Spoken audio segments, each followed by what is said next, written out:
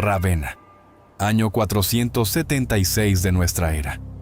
Un general bárbaro llamado Odoacro entra en la ciudad. No encuentra resistencia significativa. Viene a deponer al último emperador del Imperio Romano de Occidente. El emperador se llama Rómulo Augustulo. Tiene 16 años. Y su nombre es, quizás, la broma más cruel de la historia. Rómulo, como el fundador legendario de Roma. Augustulo, pequeño Augusto, como una versión diminuta del primer emperador. El primero y el último, comprimidos en un adolescente que nunca pidió el trono. Lo que ocurre a continuación no es una batalla épica. No hay legiones formadas en el campo de Marte. No hay discursos grandilocuentes, ni última resistencia heroica. Odoacro simplemente le dice al chico que se vaya. Le asigna una pensión de 6.000 solidi. Lo envía al Castellum Lucullanum, a una villa en la costa de Nápoles.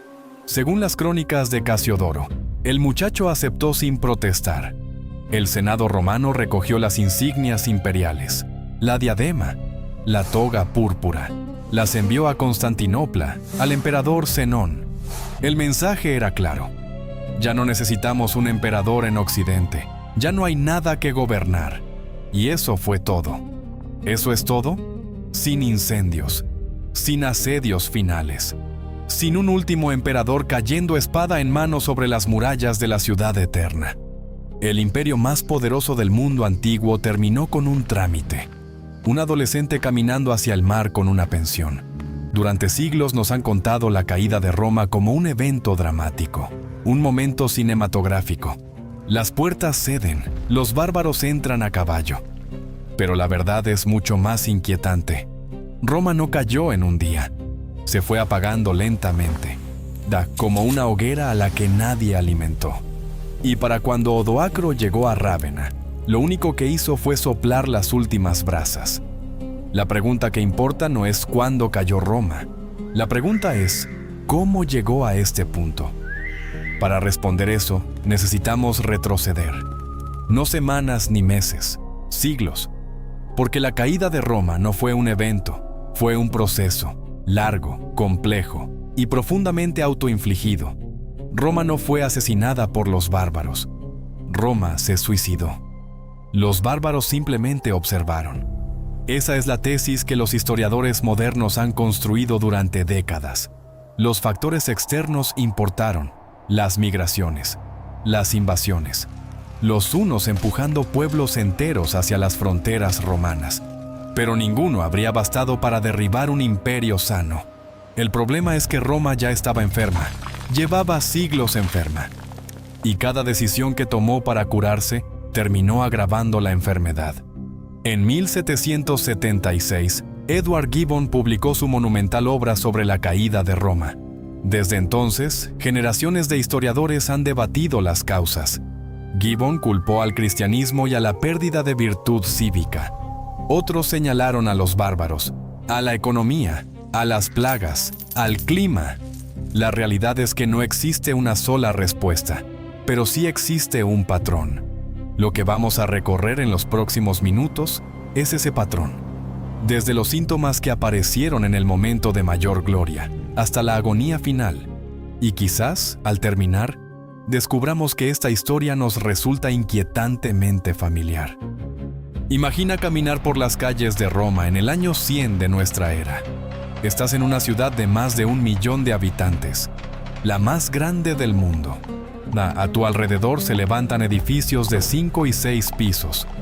Acueductos traen agua fresca desde montañas a más de 80 kilómetros. Baños públicos donde un senador se sienta junto a un comerciante.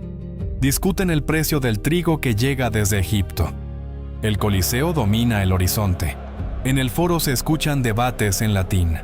Esos debates determinan las leyes que rigen desde Britania hasta Mesopotamia. En su apogeo, bajo el emperador Trajano alrededor del año 117, el imperio se extendía por 3 continentes: Europa, Asia y África. Se estima que unos 60 millones de personas vivían dentro de sus fronteras. Desde el Atlántico hasta el Éufrates, Roma lo controlaba casi todo. Y no lo controlaba solo con espadas. Lo controlaba con ingeniería, calzadas que conectaban cada rincón del imperio. Por ellas se movían tropas, mercancías e información. Con una eficiencia que Europa no volvería a ver en más de 1000 años, lo controlaba con ley. Un sistema jurídico tan sofisticado que hoy sigue siendo la base del derecho civil en medio mundo. Y lo controlaba con una idea: las romanitas, la identidad romana. En el año 212, Caracalla publicó la Constitución Antonina. Otorgaba ciudadanía a todos los hombres libres del imperio. Ya no importaba dónde hubieras nacido: Roma, la Galia, Siria, eras romano. Esa era la promesa: pertenecer a algo más grande que tu aldea, tu tribu, tu lengua. Y durante siglos funcionó. Pero aquí está lo que nadie te dice cuando te muestran los mapas coloreados en rojo. El imperio ya había alcanzado su máxima extensión, y mantener algo tan vasto tenía un costo que crecía cada año. Cada kilómetro de frontera necesitaba soldados. Cada soldado necesitaba paga. Cada moneda necesitaba respaldo. Y Roma estaba empezando a quedarse sin todo eso. Apenas décadas después de la muerte de Trajano en el año 117, Mesopotamia cayó ante los partos. Roma nunca volvería a recuperarla. En el siglo II, Adriano construyó su famoso muro en Britania, no como acto de fortaleza, como admisión de que había territorios que no podía defender. La expansión se había detenido, y con ella, el motor que alimentaba al imperio. Porque Roma no era solo un estado. Roma era una máquina de conquista, y cuando la máquina dejó de conquistar, todo lo que dependía de ella empezó a fallar. Imagina a un legionario en la frontera del Rin, alrededor del año 260. Lleva meses sin recibir su paga completa. Cuando finalmente le pagan, las monedas pesan menos que antes. Las muerde. Sabe que están mezcladas con cobre. La plata casi ha desaparecido. Su sueldo vale la mitad de lo que valía cuando se alistó. Y no puede desertar, porque fuera del fuerte, los alamanes esperan. Ese legionario era la primera víctima de un colapso que empezaba por dentro. El primer síntoma fue económico. La economía romana dependía enormemente del trabajo esclavo. Esclavos cultivaban los campos. Esclavos producían los bienes. La maquinaria militar proporcionaba un flujo constante de pueblos conquistados. Pero cuando la expansión se detuvo, el suministro se agotó. Los botines de guerra desaparecieron. Las guerras constantes vaciaron las arcas imperiales. La respuesta fue predecible: debilitar la moneda. Adulteraron las monedas de plata con metales inferiores. Las monedas perdieron casi todo su valor. La inflación se disparó. Los impuestos se volvieron opresivos. La brecha entre ricos y pobres se convirtió en un abismo. Muchos miembros de las clases adineradas huyeron al campo. Establecieron fincas autosuficientes que ya no necesitaban del Estado. Sin saberlo, plantaban las semillas del feudalismo. El segundo síntoma fue político. Ser emperador romano siempre había sido peligroso, pero durante los siglos II y III, el cargo se convirtió en sentencia de muerte. Emperadores subían al poder demasiado rápido. Los asesinaban con la misma velocidad. La corrupción y la inestabilidad magnificaban cada problema. El imperio era demasiado vasto para gobernarlo con eficacia. Ni siquiera las calzadas bastaban. Los romanos no podían comunicarse con la rapidez necesaria. Y luego estaba la división. A finales del siglo III, y el emperador Diocleciano heredó un imperio al borde del colapso. Era el año 284. Su solución fue partirlo en pedazos. Creó la tetrarquía, 4 gobernantes, 2 emperadores senior y 2 junior. La mitad occidental se gobernaría desde Milán, la oriental desde Bizancio, la futura Constantinopla. A corto plazo, el imperio se volvió más gobernable. A largo plazo, las dos mitades empezaron a alejarse, como continentes a la deriva. Oriente y Occidente dejaron de cooperar. Se peleaban por recursos y ayuda militar. Y lo más importante, la fortaleza del Imperio Oriental desvió las invasiones bárbaras hacia Occidente. Constantinopla estaba fortificada y bien protegida. Italia y la ciudad de Roma quedaron vulnerables. Para muchos en Oriente ya solo tenían valor simbólico. Ahora bien, hay quien ha querido culpar de todo esto al cristianismo. Gibbon lo hizo en el siglo XVIII. Argumentó que la nueva fe debilitó el espíritu marcial romano. Pero si el cristianismo mataba imperios, alguien debería haberle avisado a Constantinopla. Era profundamente cristiana y sobrevivió 1000 años más. Cayó ante los otomanos recién en el siglo XV. No, el cristianismo no mató a Roma. Roma ya se estaba matando sola. La enfermedad era sistémica, económica, política, administrativa, militar. Y cuando los bárbaros llegaron a las puertas, encontraron un organismo que apenas se sostenía en pie. El año 376 marcó un punto de no retorno. Una enorme migración de godos llegó a las fronteras del imperio. Huían de los hunos, que arrasaban las estepas. Pidieron refugio. Roma los dejó entrar. No por generosidad, por cálculo. Necesitaba soldados. Los godos eran guerreros capaces. Pero lo que siguió fue un desastre de gestión. Un desastre del que el imperio nunca se recuperaría. Los funcionarios romanos explotaron a los refugiados. Los dejaron pasar hambre. En algunos casos los obligaron a vender a sus propios hijos como esclavos, a cambio de carne de perro. Los godos, humillados y traicionados, se rebelaron. En el año 378, en la batalla de Adrianópolis, destruyeron un ejército romano completo. Mataron al emperador Valente. Fue una de las peores derrotas en la historia de Roma. Roma no pudo exterminar a los godos, no pudo expulsarlos, no pudo someterlos. De repente, había una fuerza militar dentro de las fronteras que desafiaba al propio imperio. Sin embargo, Roma todavía tenía una carta bajo la manga. Un general llamado Estilicón, medio vándalo, medio romano, brillante, leal y efectivo. Durante años mantuvo a raya a los visigodos de Alarico, los derrotaba o negociaba con ellos según las circunstancias. Bajo su mando, el ejército occidental todavía funcionaba, pero Estilicón tenía un problema que ninguna victoria podía resolver. Era medio bárbaro, y en una Roma cada vez más paranoica, eso era imperdonable. En el año 395 murió Teodosio I, el último emperador en gobernar un imperio unido. El poder quedó en manos de sus dos hijos, ambos incapaces. Los ministros enfrentados de cada uno tomaron el control real. El campo de batalla dejó de estar en las fronteras. Se trasladó a los pasillos del palacio. Estilicón navegó esas aguas durante más de una década. Protegió a Honorio, un emperador tan incompetente como desagradecido. Pero en 408, la facción antigermánica de la corte actuó. Convencieron a Honorio de que Estilicón era un traidor. Lo arrestaron, lo ejecutaron. Lo que vino después cambió la historia para siempre. Con Estilicón muerto, la turba romana desató una oleada de violencia. Sus objetivos: las familias de los soldados bárbaros que servían en el ejército, mujeres, niños, ancianos, asesinados por las mismas personas que esos soldados habían jurado proteger. La consecuencia fue inmediata y devastadora. Aproximadamente 30.000 soldados bárbaros desertaron en masa. Guerreros que luchaban por Roma, que vestían armadura romana, que habían defendido las fronteras romanas.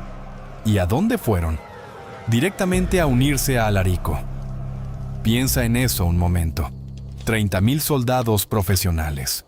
Roma los entrenó, Roma los armó, Roma los traicionó y cambiaron de bando de la noche a la mañana. Roma no perdió un ejército en batalla. Roma regaló un ejército por puro odio. Apenas 24 meses después de la ejecución de Estilicón, Alarico estaba a las puertas de Roma.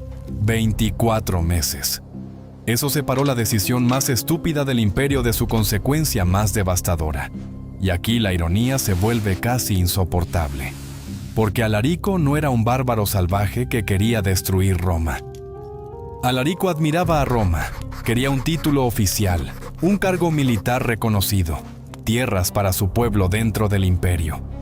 Lo que Alarico quería, más que cualquier otra cosa, era ser romano, y Roma le dijo que no, una y otra vez. Si este video te está resultando interesante, te pido algo simple: dale like y suscríbete al canal. Eso es lo que nos permite seguir contando estas historias.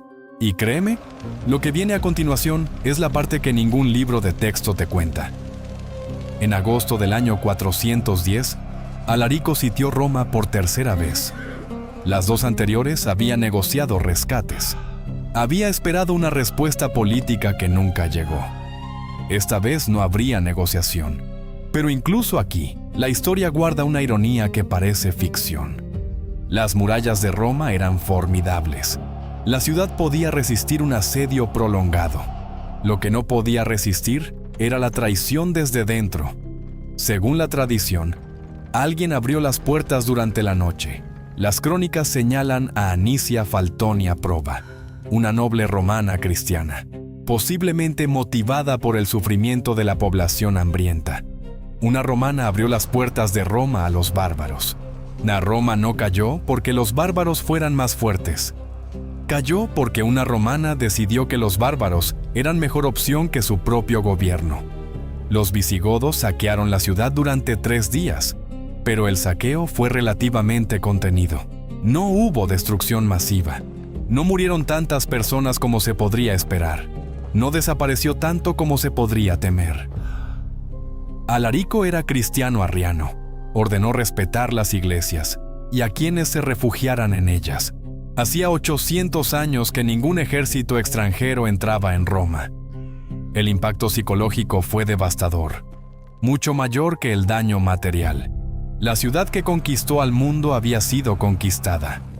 Alarico no disfrutó mucho de su victoria. Semanas después del saqueo, marchaba hacia el sur de Italia. Planeaba cruzar al norte de África. Enfermó. Murió. Tenía alrededor de 40 años. Según la tradición, sus hombres desviaron el río Busento. Enterraron a Alarico en el lecho seco con sus tesoros. Dejaron que el agua volviera a fluir sobre la tumba. Después, mataron a los esclavos que cavaron la fosa. Nadie podría encontrar jamás el lugar de su descanso.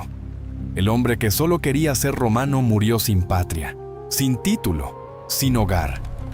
Y Roma, la ciudad que le negó todo, siguió existiendo. Pero ya nunca volvería a ser la misma. Lo que vino después fue peor. Entre el saqueo de Roma y la deposición de Rómulo Augustulo, pasaron 46 años. Fueron una sucesión de desastres, cada uno más irrecuperable que el anterior. En el 439, los vándalos bajo su rey Genserico tomaron el norte de África, el granero del imperio. De golpe, Roma perdió su fuente principal de grano. Los vándalos no se conformaron con eso. Se lanzaron al Mediterráneo como piratas. Cortaron las rutas comerciales que habían sostenido al imperio durante siglos. Las redes de comercio internacional prácticamente desaparecieron. Los mercados se volvieron locales. Y cuando eso ocurrió, recaudar impuestos se volvió casi imposible. Sin impuestos, no había ejército. Sin ejército, no había imperio. Luego vino Atila el Huno. En las décadas de 440 y 450, sus hordas asolaron las provincias romanas, con una ferocidad que hacía parecer a Alarico un diplomático. Pueblos germánicos enteros cruzaron las fronteras. Los empujaba el terror de los hunos. El imperio ya no podía defender sus límites. Simplemente los dejó pasar. Hubo un último destello de esperanza. El general Aecio, llamado el último de los romanos, detuvo a Atila. Fue en los campos cataláunicos, en el 451, una de las batallas más grandes de la antigüedad. Por un momento pareció que Occidente todavía podía resistir, pero Roma seguía siendo Roma. En el 454, Valentiniano III se convenció de que Aecio amenazaba su poder. Lo asesinó personalmente. Un cortesano le dijo: «Te has cortado la mano derecha con la izquierda». Al año siguiente, los guardias leales a Aecio asesinaron a Valentiniano. En el 455, los vándalos saquearon Roma de nuevo. Esta vez, el saqueo fue mucho más brutal, más destructivo que el de Alarico.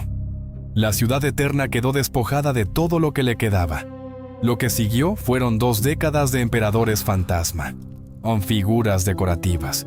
Subían y bajaban del trono a voluntad de generales bárbaros. Esos generales controlaban lo poco que quedaba del ejército.